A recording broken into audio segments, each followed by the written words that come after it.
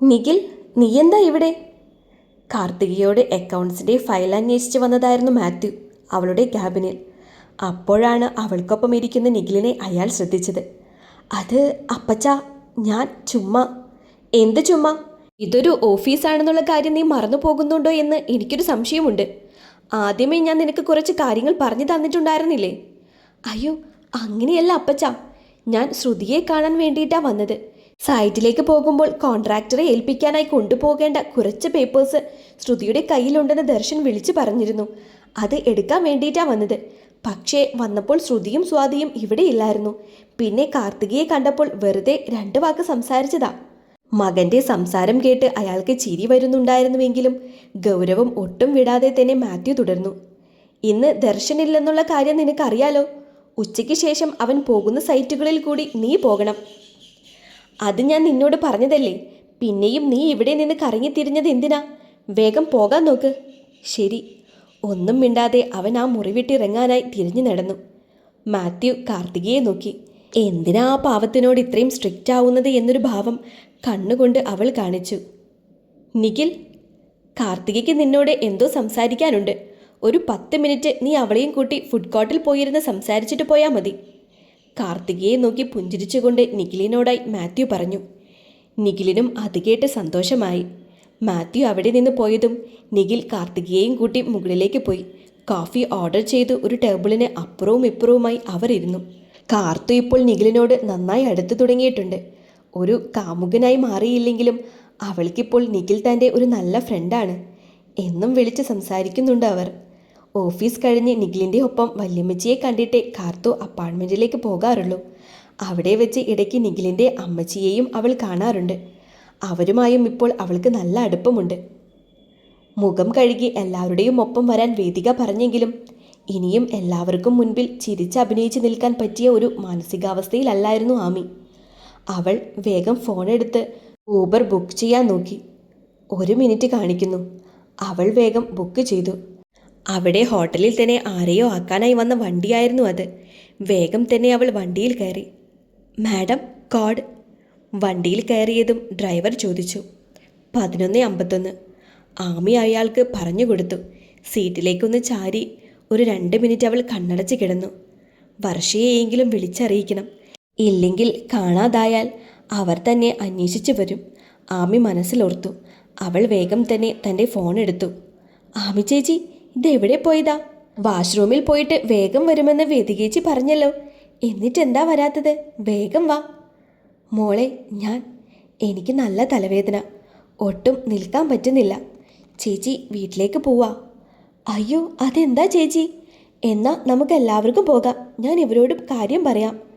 അയ്യോ, അത് വേണ്ട മോളെ. വൈകിട്ട് ബീച്ചിൽ ഒക്കെ പോകാൻ പ്ലാൻ ചെയ്തതല്ലേ. അത് മുടക്കേണ്ട.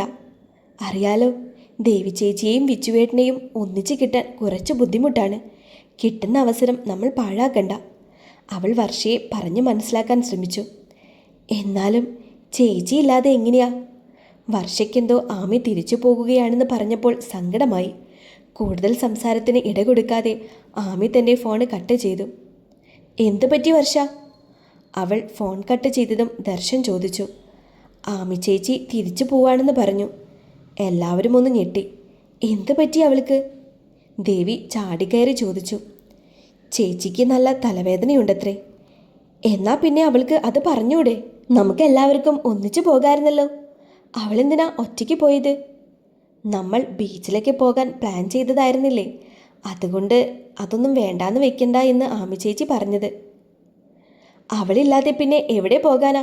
നമുക്കും തിരിച്ചു പോകാം. ദേവി താല്പര്യമില്ലാത്തതുപോലെ പറഞ്ഞു. ശരിയാ, നമുക്കും തിരിച്ചു പോകാം. ദർശനും അതേ അവസ്ഥ തന്നെയായിരുന്നു. പക്ഷേ ഇതെല്ലാം കേട്ട് വേദികയ്ക്ക് ഒരുപാട് സന്തോഷമായി. ഒന്നാമത്തേത്, താൻ പറഞ്ഞത് അവൾക്ക് നന്നായി മനസ്സിൽ കൊണ്ടെന്ന് വേദികയ്ക്ക് മനസ്സിലായി. പിന്നെ എല്ലാവരും ബീച്ചിലൊക്കെ പോകുന്നുണ്ടെന്ന് അവൾക്കറിയില്ലായിരുന്നു. ദർശനമൊത്ത് കുറച്ചു നേരം ബീച്ചിൽ ചെലവഴിക്കണം എന്ന് അവൾ മനസ്സിൽ ഉറപ്പിച്ചു. ആമിയില്ലെന്ന് പറഞ്ഞതിൽ എനിക്ക് നല്ല വിഷമമുണ്ട്. പക്ഷേ നമ്മൾ തിരിച്ച് വീട്ടിലേക്ക് പോയെന്നറിഞ്ഞാൽ അവൾക്ക് നല്ല സങ്കടമാകും. അതിനു വേണ്ടിയിട്ടല്ലേ അവൾ ഒറ്റയ്ക്ക് പോയത്. എന്നാലും ആമിയില്ലാതെ ഒരു രസം ഉണ്ടാവില്ല. നമുക്ക് വേറൊരു ദിവസം എല്ലാവർക്കും കൂടി ഒന്നിച്ചു പോകാം. ദേവിക്ക് നല്ല സങ്കടം വരുന്നുണ്ടായിരുന്നു. അപ്പോഴാണ് വിച്ചു അങ്ങോട്ട് വന്നത്. ഒരു ഫോൺ കോൾ വന്നിട്ട് സംസാരിക്കാനായി മാറി നിന്നതായിരുന്നു അവൻ. ഏട്ടാ, ആമി ചേച്ചി തിരിച്ചു പോയി. ആൾക്ക് നല്ല തലവേദനയാണെന്ന് പറഞ്ഞു. ഒന്നും മൂളിയതല്ലാതെ വിച്ചു ഒന്നും പറഞ്ഞില്ല. നമുക്കെന്നാ തിരിച്ചു പോയാലോ ഏട്ടാ? ബീച്ചിൽ പോവാൻ പ്ലാൻ ചെയ്തതല്ലേ? എന്തായാലും കുറച്ചു നേരം പോയിട്ട് ഇരുന്നിട്ട് പോകാം. നിങ്ങൾ ആദ്യം ഇവിടെയൊക്കെ ഒന്ന് ചുറ്റി കണ്ടിട്ട് വാ. അവൻ കൂടി നിർബന്ധിച്ചതുകൊണ്ട് പിന്നെ അങ്ങനെ തന്നെ ആകാമെന്ന് എല്ലാവരും തീരുമാനിച്ചു. എന്നാൽ വേദികയൊഴികെ എല്ലാവരുടെയും മനസ്സിലും ആമിയില്ലാത്തതിൻ്റെ ഒരു വിഷമമുണ്ടായിരുന്നു. ആരുമില്ലാതെ കുറച്ചു നേരം ഒറ്റയ്ക്കിരുന്നൊന്ന് കരയണം. അതായിരുന്നു ആമിക്ക് അന്നേരം ആവശ്യം. അപ്പാർട്ട്മെൻറ്റിലേക്ക് പോയാൽ കുറച്ചു നേരം കഴിയുമ്പോൾ സ്വാതിയും കാർത്തുവേച്ചിയും എല്ലാം എത്തും. തൻ്റെ മുഖം കണ്ടാൽ തന്നെ അവർക്ക് എന്തോ വിഷമമുണ്ടെന്ന് മനസ്സിലാകും. തൽക്കാലം ഈ കാര്യം ആരും അറിയണ്ട എന്ന് അവൾ മനസ്സിൽ ഉറപ്പിച്ചിരുന്നു. അതുകൊണ്ട് തന്നെ വീട്ടിലേക്കാണ് ആമി പോയത്. ആ മോളെന്താ ഈ നേരത്ത്? ഇന്ന് ഓഫീസിൽ പോയില്ലേ? വീട്ടിൽ അമ്മയെ സഹായിക്കാനായി നിൽക്കുന്ന ചേച്ചിയാണ് വാതിൽ തുറന്നത്. വാതിൽ തുറന്നപ്പോൾ ആമിയെ കണ്ട് അവർ ചോദിച്ചു, നല്ല സുഖല്ലേ ചേച്ചി? ഞാനൊന്ന് കിടക്കട്ടെ? കൂടുതൽ ചോദ്യത്തിന് ഇട കൊടുക്കാതെ ആമി അപ്പോൾ തന്നെ മുകളിൽ തൻ്റെ മുറിയിലേക്ക് പോയി. മുറിയിൽ കയറി വാതിലടച്ച് ഡോറിൽ ചാരി നിന്നുകൊണ്ട് തന്നെ അവൾ കരഞ്ഞു. പതിയെ അവിടെ തന്നെ മുട്ടുകാലിൽ തലചായ്ച്ചു വെച്ച് അവൾ ഇരുന്നു. ഉള്ളിലെ സങ്കടം മുഴുവൻ കണ്ണീരായി അണപൊട്ടിയൊഴുകി. വിതുമ്പൽ തേങ്ങലിലേക്കും തേങ്ങലുകൾ ഉച്ചത്തിലുള്ള കരച്ചിലിലേക്കും വഴിമാറി. തൻ്റെ ദുഃഖം മുഴുവൻ ആ മുറിക്കുള്ളിൽ അവൾ കണ്ണീരായി ഒഴുക്കി തീർത്തു. രാവിലെ അമ്പലത്തിൽ പോയതായിരുന്നു ആമിയുടെ അമ്മ വനജ. അവിടെ ചെന്നപ്പോഴാണ് ഉച്ചയ്ക്ക് അന്നദാനമുണ്ടെന്നറിഞ്ഞത്. രാമചന്ദ്രനും അമ്പിയും നീയും ഓഫീസിൽ പോയതുകൊണ്ട് തന്നെ വീട്ടിൽ ചെന്നിട്ട് തിരക്കൊന്നുമില്ല. അതുകൊണ്ട് ആള് ഉച്ചയ്ക്ക് ഭക്ഷണവും കഴിച്ച് അടുത്തുള്ള ബന്ധുവിൻ്റെ വീട്ടിൽ പോയിരുന്നു. വൈകുന്നേരമായപ്പോഴാണ് തിരിച്ച് വീട്ടിലേക്ക് വന്നത്. വനജ ഗേറ്റ് തുറന്ന് അകത്തേക്ക് കയറിയതും ആദ്യം കണ്ടത് സഹായിക്കാൻ വരുന്ന സ്ത്രീയെയാണ്. നീ എന്താ ഇതുവരെ പോയില്ലേ സുജാതെ? അവരുടെ അടുത്തേക്ക് നടന്നുകൊണ്ട് വനജ ചോദിച്ചു. ചേച്ചിയൊന്ന് വേഗം വാ, എനിക്കൊരു കാര്യം പറയാനുണ്ട്. സിറ്റ് ഔട്ടിലെ പടിയിലിരുന്ന് സുജാത ചാടി എഴുന്നേറ്റുകൊണ്ട് പറഞ്ഞു. എന്തു പറ്റി? നീ എന്താ പോകാതിരുന്നത്? ആമിമോള് വന്നിട്ടുണ്ട്. ആമിയോ? അവളെന്താ ഈ സമയത്ത്? വരുന്ന കാര്യം ഒന്നും പറഞ്ഞില്ലല്ലോ. ഇപ്പോഴൊന്നുമല്ല, ഒരു 3 മണിയായി കാണും വന്നപ്പോൾ. ഒരുപാട് കരഞ്ഞ മട്ടുണ്ട്. വന്നപ്പോൾ തന്നെ എന്നോട് പറഞ്ഞു കുറച്ചു നേരം കിടക്കണമെന്ന്. സംഗതി പന്തിയല്ലെന്ന് തോന്നിയതുകൊണ്ട് പണി വേഗം കഴിച്ചു വെച്ച് ഞാൻ മുറിവാതിൽക്കൽ ചെന്നു. ഉച്ചത്തിൽ കരയുന്ന ശബ്ദം കേട്ടു. കൊച്ചിനെ അങ്ങനെയൊരവസ്ഥയിൽ കണ്ടിട്ട് ഒറ്റയ്ക്കിട്ടിട്ട് പോകാൻ എനിക്ക് തോന്നിയില്ല. അതാ ചേച്ചി വരുന്നത് വരെ കാത്തിരുന്നത്. എന്തോ വിഷമം തട്ടിയിട്ടുണ്ട് മോൾക്ക്. വനജ വെപ്രാളത്തോടെ അകത്തേക്ക് കയറി. അല്ല, നിനക്ക് ആ സുഖമില്ലാത്തവരുടെ വീട്ടിലേക്ക് പോകേണ്ടതല്ലേ ഈ സമയത്ത്? ഞാൻ വിളിച്ചു പറഞ്ഞിട്ടുണ്ട് ചേച്ചി കുറച്ച് വൈകുമെന്ന്. എന്നാ നീ ഇനി നിൽക്കണ്ട, പോയിക്കോ. ശരി ചേച്ചി, കൊച്ചിനെ നോക്കിക്കോളണേ. വനജ അതിനൊന്നു മൂളി. താഴെ നിന്നുകൊണ്ട് മുകളിലേക്ക് നോക്കി. എന്താ ഭഗവതി, എൻ്റെ കുഞ്ഞിനിപ്പോൾ ഇത്രയും സങ്കടം വരാൻ? 5 മണിയൊക്കെ ആയപ്പോഴേക്കും ദർശനും വിച്ചുവുമെല്ലാം ബീച്ചിലെത്തിയിരുന്നു. ഏട്ടാ, എൻ്റെ കൂടെ +2 പഠിച്ച ഫ്രണ്ട്സ്, ഞാനൊന്ന് പോയി കണ്ടിട്ട് സംസാരിച്ചിട്ട് വരട്ടെ. എല്ലാവരും സംസാരിച്ചുകൊണ്ട് നിൽക്കുമ്പോഴാണ് കുറച്ചകലെയായി തൻ്റെ കൂടെ പഠിച്ച കുറച്ച് ഫ്രണ്ട്സിനെ വർഷ കണ്ടത്. അനുവാദം വാങ്ങി അവൾ കൂട്ടുകാർക്കടുത്തേക്ക് പോയി. വർഷ കൂടി പോയതോടെ ദേവിക്കെന്തോ ഒരു സങ്കടം പോലെ തോന്നി. വേദിക കൂടെയുണ്ട്, എന്നാലും വർഷയോടും മാമിയോടുമുള്ള ഒരടുപ്പം വേദികയോട് തോന്നിയിട്ടില്ല ഇതുവരെ. വർഷയേക്കാൾ കൂടുതൽ ഒരുപക്ഷെ വേദികയുമായി ഇടപെട്ടിട്ടുണ്ടാകും. എന്നാലും വർഷയുമായി പെട്ടെന്ന് തന്നെ ഒരു ആത്മബന്ധമുണ്ടായി. വേദികയോട് എന്നും ഒരു അകൽച്ച പോലെ മനസ്സിന് തോന്നിയിട്ടുണ്ട്. നമുക്ക് കുറച്ചു നേരം നിന്നിട്ട് പോകാം അല്ലേ? ദർശനോടായി ദേവി ചോദിച്ചു. ദർശനൊന്ന് മൂളി. ആമിയില്ലാത്തത് കൊണ്ട് തന്നെ അവനും ഒരു മടുപ്പ് തോന്നിയിരുന്നു. ദർശൻ, നമുക്ക് ഐസ്ക്രീം പോയി വാങ്ങിയിട്ട് വരാം. ദേവിയെയും വിച്ചുവിനെയും തനിച്ചു നിർത്താനായിരിക്കും വേദിക അങ്ങനെ പറഞ്ഞതെന്ന് കരുതി ദർശൻ അവളുടെ കൂടെ അവൾക്ക് പുറകെ നടന്നു. വേദിക സന്തോഷത്തോടെ മുന്നോട്ട് നടന്നു. ദേവി, എന്താ വിച്ചുവേട്ടാ? നമുക്കൊന്ന് നടന്നിട്ട് വരാം. ആകെ മടുത്തിരിക്കുന്നൊരവസ്ഥയിലായതുകൊണ്ട് അവൾ വേഗം സമ്മതിച്ചു. തനിക്കൊരു കാര്യം അറിയോ? ഒരു വലിയ ഗൂഢാലോചന നമുക്കെതിരായി നടക്കുന്നുണ്ട്. കുറച്ചു ദൂരം നടന്നു കഴിഞ്ഞ് ഒരു സിമൻറ്റ് ബെഞ്ചിലായി വന്നിരുന്നു കൊണ്ട് വിച്ചു പറഞ്ഞു, ഗൂഢാലോചനയോ? ചിരിയോടെ ചോദിച്ചുകൊണ്ട് ദേവിയും അവനടുത്തായി തന്നെ വന്നിരുന്നു. അതെ, ആദ്യമേ ഒരു സംശയം എൻ്റെ മനസ്സിൽ തോന്നിയിരുന്നു. പക്ഷേ ഇന്നലെ കൊണ്ട് ഞാനത് ഉറപ്പിച്ചു. എന്താ സംഭവം? എനിക്കൊന്നും മനസ്സിലാവുന്നില്ല.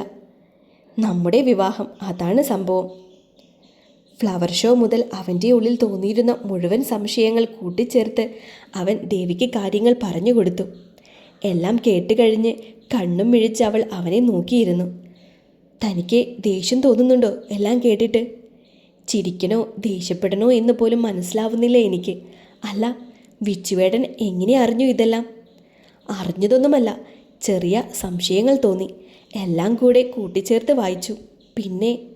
പിന്നെ ചെറിയൊരു കള്ളത്തരം കൂടി കാണിച്ചപ്പോൾ സംഗതി എനിക്ക് ഉറപ്പായി. ഒരു കള്ളച്ചിരിയോടെ വിച്ചു പറഞ്ഞു. കള്ളത്തരം കാണിച്ചിട്ട് മറച്ചു വെക്കുന്നവനെ പോലെയുള്ള അവൻ്റെ ആ മുഖഭാവം ദേവി കൗതുകത്തോടെ നോക്കി. എന്ത് കള്ളത്തരം?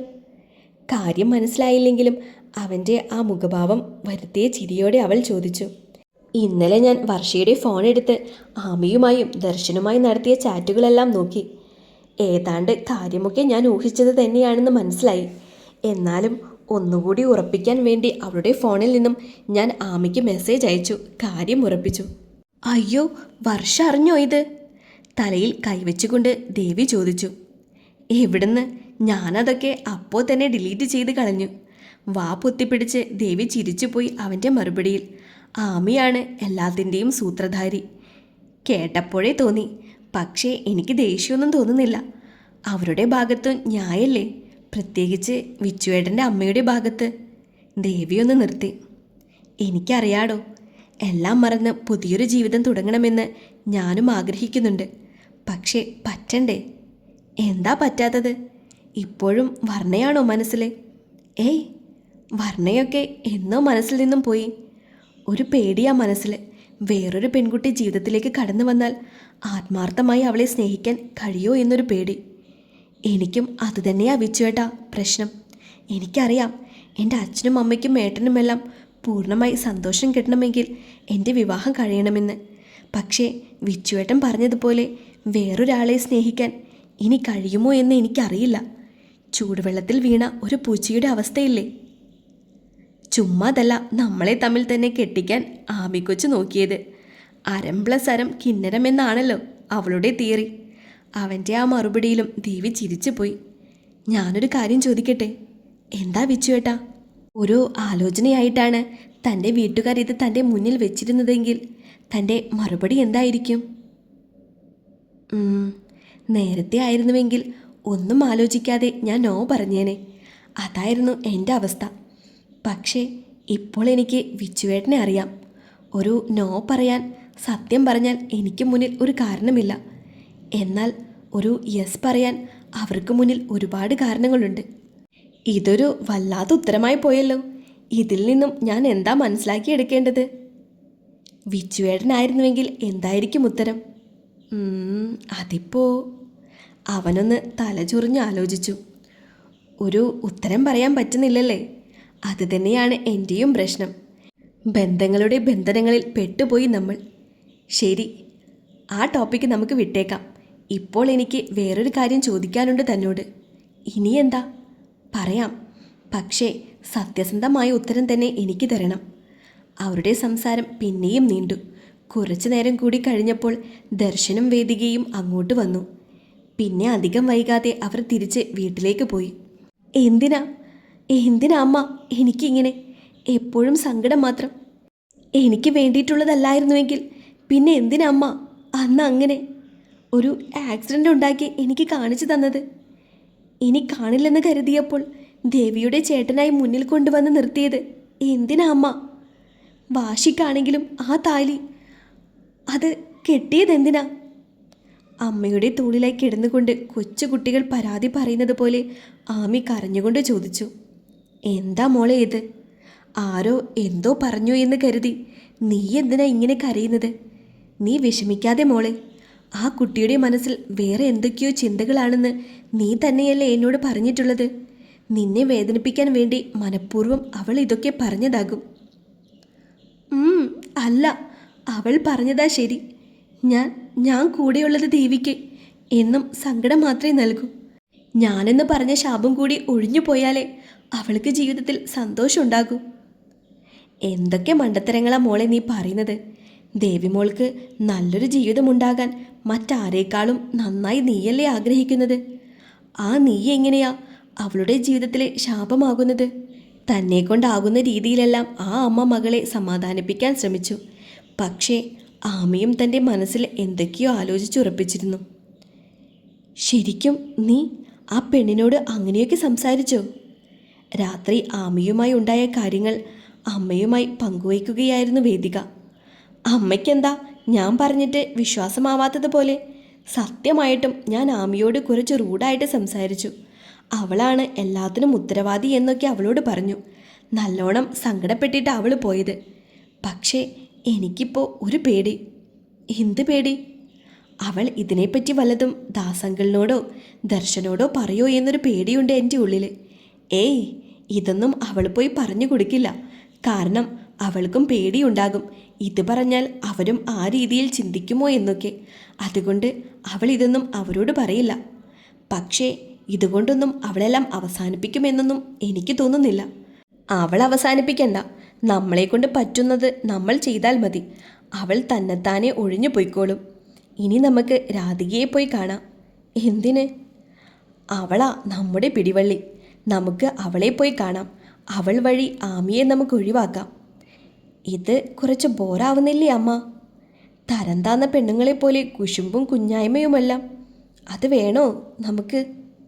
വേണം. ഞാൻ പറഞ്ഞില്ലേ, നിന്റെ നല്ല ജീവിതത്തിന് വേണ്ടി ഞാൻ എന്തും ചെയ്യുമെന്ന്.